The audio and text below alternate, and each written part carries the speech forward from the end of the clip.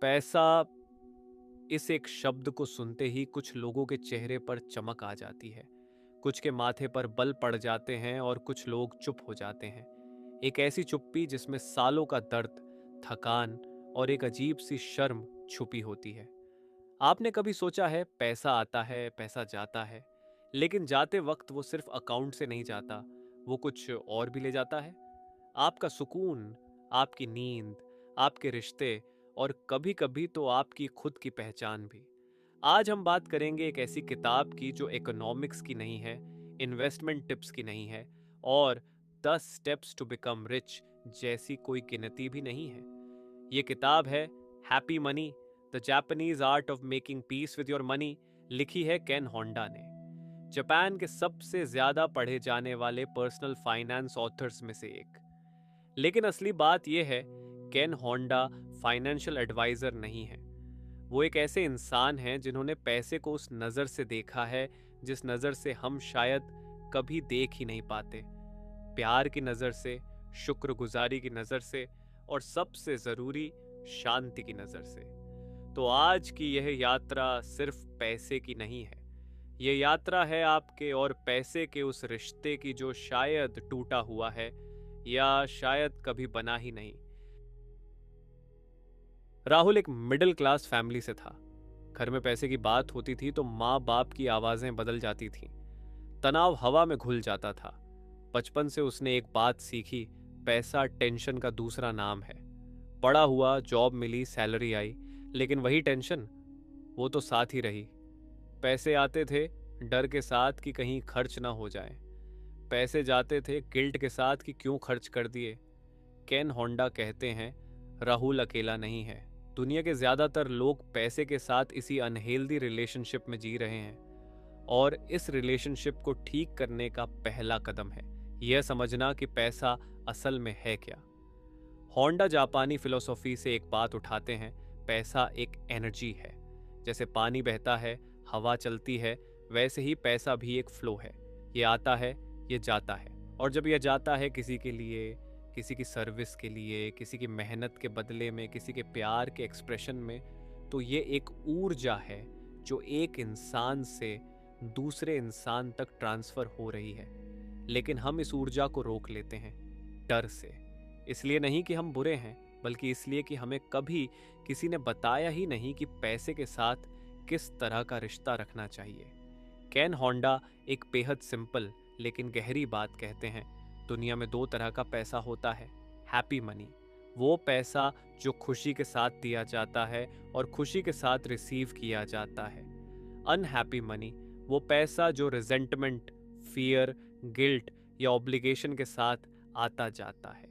सोचिए, जब आप किसी रेस्टोरेंट में खाना खाते हैं और वेटर को टिप देते हैं मन से, खुशी से, वो हैप्पी मनी है।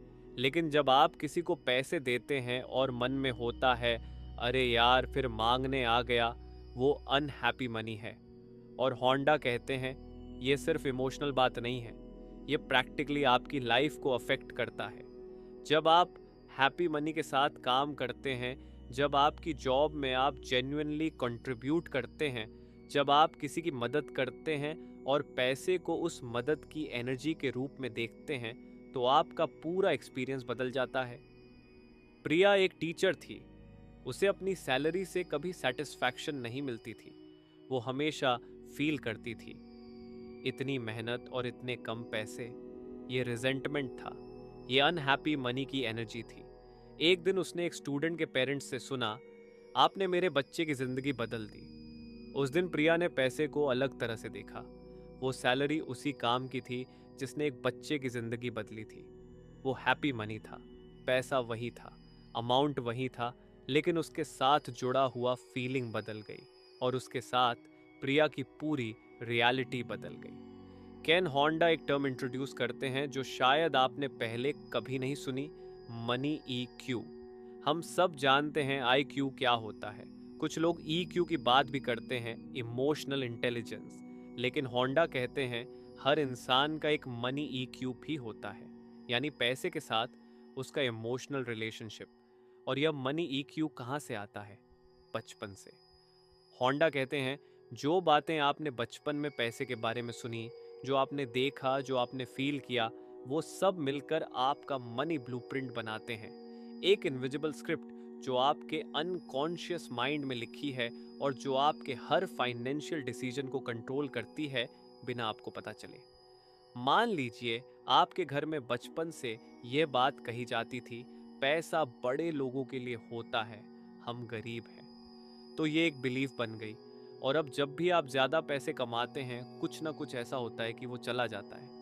सबकॉन्शियस माइंड उसी स्क्रिप्ट को फॉलो कर रहा है, या फिर पैसा छिपा कर रखो, कोई देख लेगा। तो आप आज भी जेनरोसिटी में अनकंफर्टेबल फील करते हैं, आज भी शेयरिंग में एक हेजिटेशन है। इसीलिए होंडा कहते हैं, पैसे से पीस बनाने से पहले आपको यह जानना होगा कि आपने पैसे के बारे में क्या सीखा है। वो एक एक्सरसाइज सजेस्ट करते हैं, अपने बचपन की 3 मेमोरीज याद कीजिए जो पैसे से रिलेटेड हों। क्या था वो मोमेंट, क्या फील हुआ था, उस मोमेंट ने आपको पैसे के बारे में क्या सिखाया। यही आपका मनी ईक्यू है और इसे आप बदल सकते हैं। केन होंडा जापानी है और जापान में एक वर्ड है एरिगाटो, यानी थैंक यू। होंडा कहते हैं, पैसे के साथ सबसे बड़ी प्रॉब्लम यह है कि हम उसे कभी थैंक नहीं करते। ये सुनकर आप हंस सकते हैं, पैसे को थैंक करना, ये क्या बात हुई।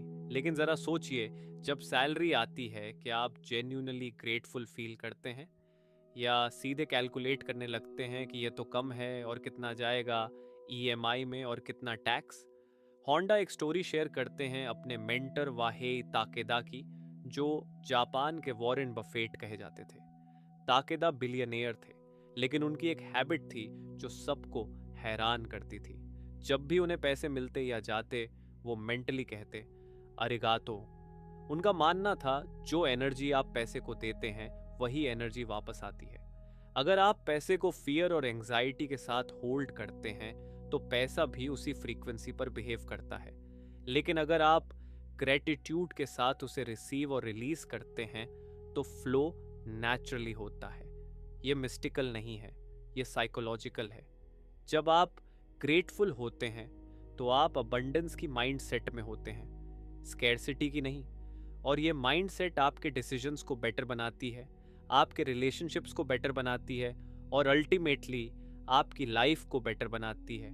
आपके रिलेशनशिप्स को बेटर बनाती है और अल्टीमेटली आपकी लाइफ को बेटर बनाती है। होंडा कहते हैं, दुनिया में बेसिकली 5 तरह के लोग होते हैं जब बात पैसे की आती है, और इनमें से कोई एक आप भी हैं।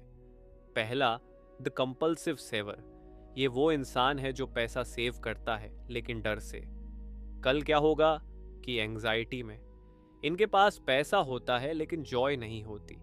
ये खर्च करने में इतना गिल्ट फील करते हैं कि जिंदगी के एक्चुअल प्लेजर्स मिस हो जाते हैं। दूसरा, द कंपल्सिव स्पेंडर। ये वो इंसान है जो पैसा देखते ही खर्च करता है। शॉपिंग एक इमोशनल एस्केप है इनके लिए। अंदर कुछ खाली है, उसे चीज़ों से भरने की कोशिश होती है। टेम्पोरेरीली अच्छा लगता है लेकिन वो वॉइड वापस आ जाता है। तीसरा, द कंपल्सिव मनी मेकर। ये वो इंसान है जो बस कमाता रहता है, रुकना नहीं जानता। सक्सेस के पीछे भागता है इसलिए नहीं कि उसे जेन्युइनली कुछ चाहिए, बल्कि इसलिए कि रुक कर फील करना डरावना लगता है। पैसा इनके लिए वैल्यू का प्रूफ है। चौथा, द गैम्बलर। ये वो इंसान है जो रिस्क में जीता है, शॉर्टकट्स ढूंढता है, एक बड़ा हिट की तलाश में रहता है। लॉन्ग टर्म थिंकिंग मुश्किल है इनके लिए। पांचवा, द इंडिफरेंट टू मनी। ये वो इंसान है जो कहता है, मुझे पैसे की परवाह नहीं, लेकिन ये डैनियल है, फ्रीडम नहीं। ये लोग ऑफ्टन फाइनेंशियली स्ट्रगल करते हैं और उसे स्पिरिचुअलिटी या सिंप्लिसिटी का नाम दे देते हैं। होंडा कहते हैं, इनमें से कोई भी रॉन्ग नहीं है, लेकिन हर पर्सनैलिटी एक डीपर वूंड से आती है और उस वूंड को हील किए बिना पैसे के साथ पीस नहीं बन सकती। यहाँ होंडा एक बहुत ज़रूरी बात कहते हैं जो बहुत कम फाइनेंशियल बुक्स में होती है। पैसा अकेले नहीं होता, पैसा हमेशा रिलेशनशिप्स के साथ होता है। अर्जुन और मीरा की शादी को 5 साल हो गए थे। दोनों कमाते थे, लेकिन घर में हर तीसरे दिन एक ही आर्गुमेंट होता था, पैसे के बारे में। अर्जुन सेव करना चाहता था, मीरा एक्सपीरियंसेस में इन्वेस्ट करना चाहती थी। दोनों गलत नहीं थे, दोनों अपने अपने मनी ब्लूप्रिंट को फॉलो कर रहे थे। होंडा कहते हैं जब दो लोग एक साथ रहते हैं तो दो अलग मनी पर्सनालिटीज एक साथ आती हैं, और अगर इन्हें कॉन्शियसली एड्रेस नहीं किया गया तो पैसा एक वेपन बन जाता है, एक दूसरे को हर्ट करने का या एक दूसरे पर कंट्रोल करने का। लेकिन जब आप अपनी और अपने पार्टनर की मनी पर्सनालिटी को समझते हैं विदाउट जजमेंट, तो पैसा एक टूल बन जाता है जो रिलेशनशिप को स्ट्रेंथन करता है। होंडा ये भी कहते हैं, देखिए आपके जीवन में वो कौन से लोग हैं जिनके साथ आपका फाइनेंशियल रिलेशनशिप है। माँ बाप को आप कैसे सपोर्ट करते हैं, क्या गिल्ट से, क्या लव से। बच्चों को पैसे कैसे देते हैं, क्या वो उन्हें स्पॉइल कर रहा है, क्या वो उन्हें सिखा रहा है। हर ट्रांजैक्शन एक कॉन्वर्जेशन है, और हर कॉन्वर्जेशन एक रिलेशनशिप को या तो बनाती है या तोड़ती है। केन होंडा एक कॉन्सेप्ट इंट्रोड्यूस करते हैं जो शुरू में थोड़ा अनकंफर्टेबल लग सकता है, ट्रस्टिंग द फ्लो। वो कहते हैं जब आप पैसे को बहुत टाइटली होल्ड करते हैं, डर से, इनसिक्योरिटी से, तो आप एक्चुअली उसके फ्लो को ब्लॉक कर देते हैं। पानी की सोचिए, अगर आप किसी नदी को डैम कर दें तो वो स्टैग्नेंट हो जाती है, सड़ने लगती है। लेकिन जब वो बहती है फ्रीली तो वो फर्टाइल करती है, जीवन देती है। ये पैसे के साथ भी होता है। होंडा कहते हैं जेनरोसिटी एक स्पिरिचुअल प्रैक्टिस नहीं है, ये एक साइकोलॉजिकल और प्रैक्टिकल प्रैक्टिस है। जब आप जेन्युइनली गिव करते हैं बिना किसी एक्सपेक्टेशन के, बिना रिजेंटमेंट के, तो आप अपने अंदर एक अबंडेंस की फीलिंग को एक्टिवेट करते हैं, और यह फीलिंग आपको और बेटर डिसीजंस लेने पर इंस्पायर करती है। लेकिन यहाँ एक इम्पॉर्टेंट न्यूआंस है। होंडा ये नहीं कह रहे कि आप ब्लाइंडली सब दे दो। वो कह रहे हैं पहले खुद को सस्टेनेबल बनाओ, फिर फ्लो करने दो। जैसे एयरप्लेन में कहा जाता है, पहले अपना मास्क लगाओ फिर दूसरों की मदद करो। ये सेल्फिश नहीं है, ये वाइज है। होंडा एक ऐसी बात कहते हैं जो आज के कंपेटिटिव वर्ल्ड में बहुत जरूरी है। अगर आप वो काम कर रहे हैं जो आपको जेन्युइनली मीनिंग देता है, तो पैसा उसका एक बाय प्रोडक्ट है। लेकिन अगर आप सिर्फ पैसे के लिए काम कर रहे हैं तो ना पैसा कभी इनफ लगेगा, न काम। विक्रम एक आईटी प्रोफेशनल था, सैलरी अच्छी थी, लेकिन मंडे मॉर्निंग को उसे एक इनविजिबल हैवीनेस फील होती थी। वो काम पर जाता था, लेकिन वो शो अप करता था, कंट्रीब्यूट नहीं करता था।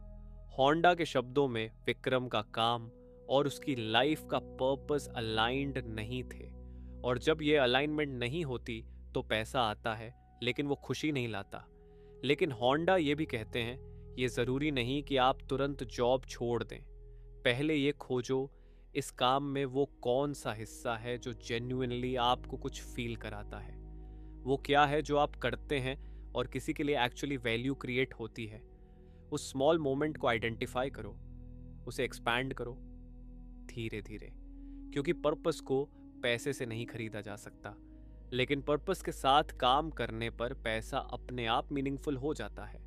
होंडा अपनी जापानीज रूट से एक ब्यूटीफुल कॉन्सेप्ट लाते हैं, इकिगाई, यानी वो कारण जिसके लिए आप सुबह उठते हैं। इकिगाई वो इंटरसेक्शन है जहां चार चीजें मिलती हैं।